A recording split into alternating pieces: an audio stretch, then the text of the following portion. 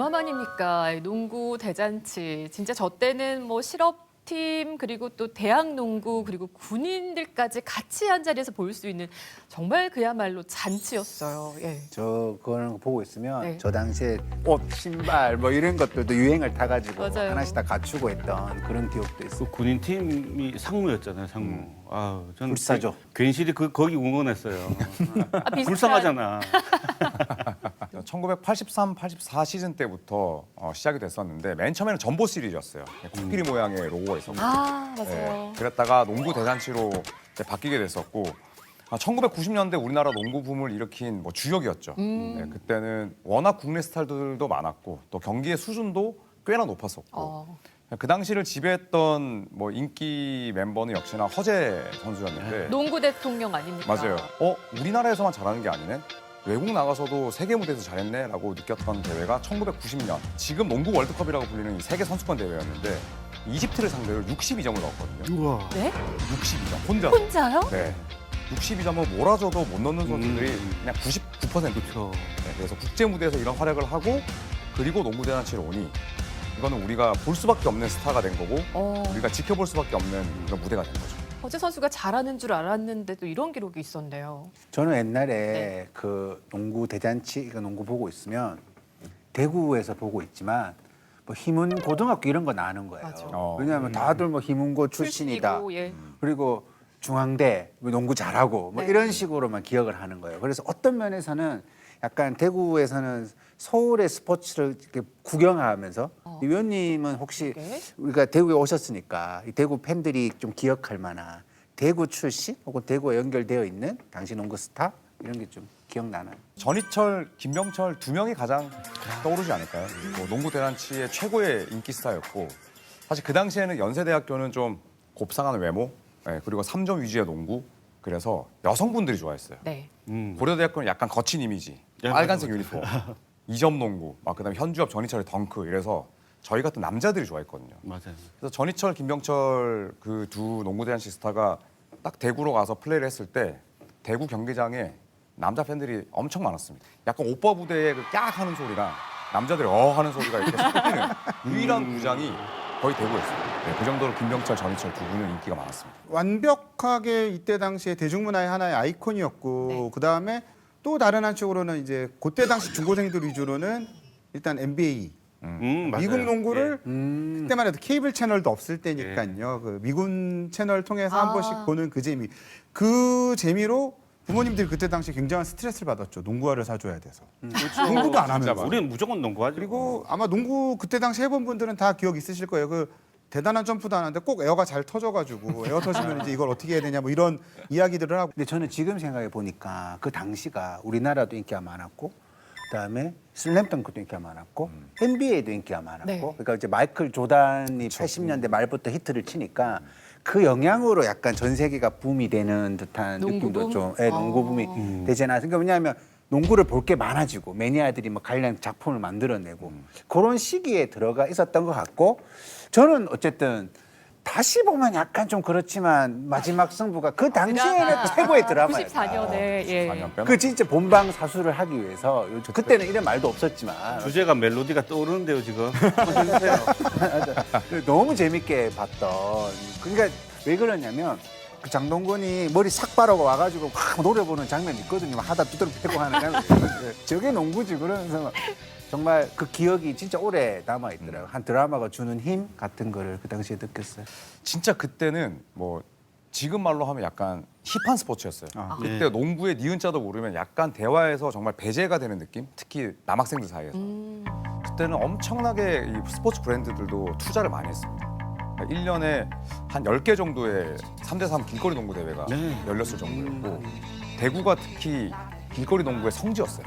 그 정도였어요? 네, 90년대 때 대구랑 부산이 농구를 엄청나게 잘했던 곳이었어요. 그래서 나중에 스포츠 브랜드 담당자 얘기 들어보니까 대구나 부산으로 출장 가는 게 너무 즐거웠대요. 너무 잘하는 선수들이 많아요. 네, 그래서 그때는 뭐 길거리 농구부터 해서 뭐 우리 복장, 그다음에 뭐 신발, 가방 이런 것들이 농구와 관련되지 않은 것들이 거의 없었을 만큼 참 그때가 좀 그립기도 하고 또 농구 인기에 대한 또 기대감이 생기기도 하고 그렇습니다. 저도 초등학교 교문 풍경이 생각납니다. 남학생들이 제가 초등학교 6학년 때 항상 어깨가 비뚤어져 있어요. 야, 한쪽으로만 깡통 가방 메고 맞아요. 이렇게. 알사의 가방. 맞아요. 샤키로니 가방. 사실 당시에 어쨌든 이런 흐름 속에서 우리가 그 다음을 준비하면서 또 프로 농구라는 게 생긴 거고 또 여기에서 또 대구가 스포츠 연고팀을 또 갖게 됐던 거 아니겠습니까? 그죠? 그렇죠. 네. 예. 90년대 중반에 농구 대잔치의 인기를 더 잘 프로화 시켰죠. 네, 그리고 또 대구도 1996년 3월 27일에 아마 이 이름 기억하시는 분들이 계실 수도 있을 것 같은데 처음에 이름은 동양제과 농구단이었어요. 네, 맨 처음에는. 96년 창단 네. 시기는 그리고 나서 대구 동양 오리온스 프로 농구단으로 이름이 바뀌었고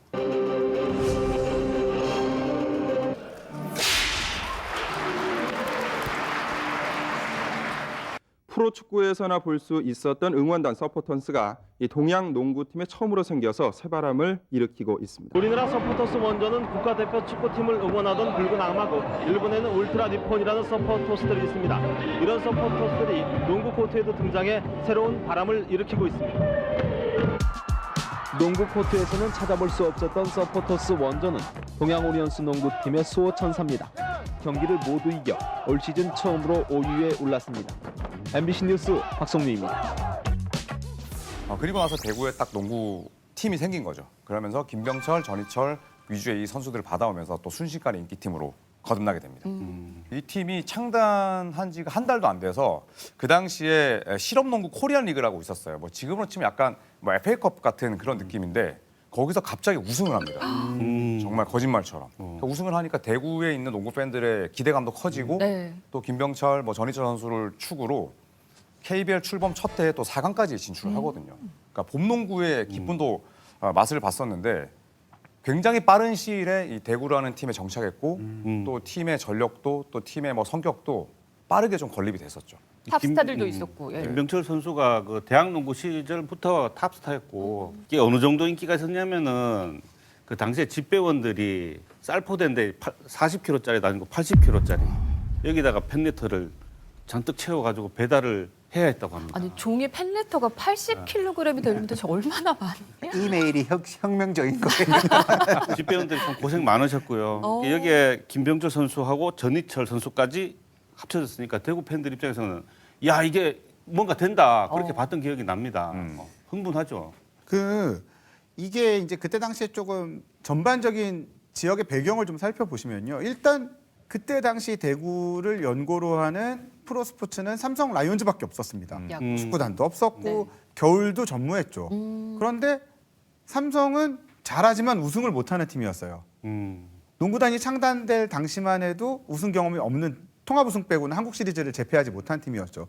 근데 이 팀이 와서 결국은 2002년 초에 우승을 차지하면서 대구에 계신 분들한테는 우리 동네 팀 처음으로 우승한 게 오리온스였던 거예요. 이거는 와, 우리는 잘하지만 우승 못하는 팀이라는 일종의 우리의 컴플렉스를 극복해준 트라우마를 치료해준 팀으로서 엄청난 사랑을 받았고 그 당시에 저도 뭐 2004년, 5년 이맘때 중계를 대구 경기를 해보면 농구 시청률이 축구 2~3배가 나오던 시절이었어요.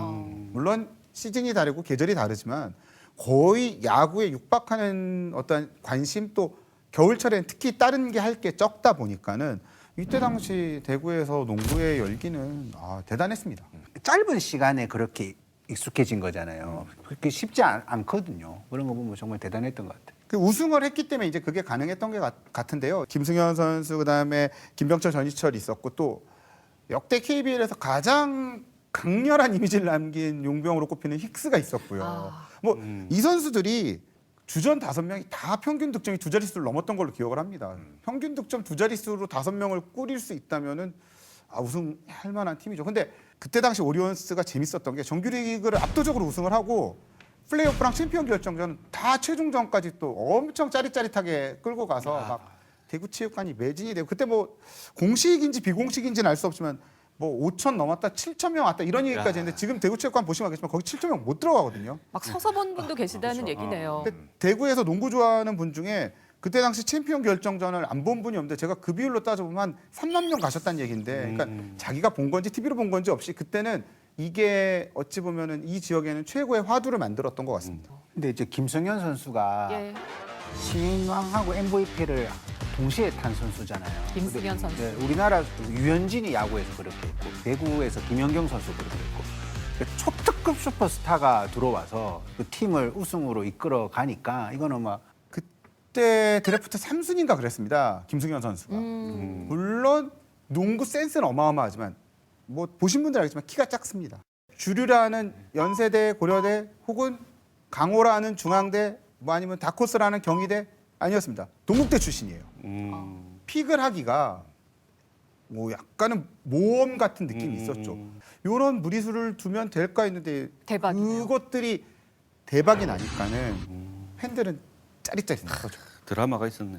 동양 오리온스에 대한 사랑이 대구 시민들이 깊었던데 좀 근거가 있었다 이런 생각이 드네요. 뭐 그렇게 화려한 공격 농구를 하면서 우승하는 경우가 많지 않거든요. 사실 우승으로 가까이 가는 길은 수비고 이 당시에 뭐 대구의 농구는 엄청난 공격 농구에 그리고 우승까지 해버렸으니 뭐 이게 파장이 클 수밖에 없었고 나중에 이제 김승현 전 선수랑 만나서 이야기를 해보니까 이때 밥을 엄청나게 많이 얻어먹었대요. 하루는 뭐 김병철, 하루는 전희철, 하루는 뭐 힉스 불러서 패스 더 해달라고 포인트가 되니까 네, 그런 식으로 팀워크도 다지고 김승현 선수가 얘기를 하기를 매 경기 경기장 가는 게 너무 즐거웠대요. 왜냐하면 원래 위축되지 않는 성격이기도 하지만 네.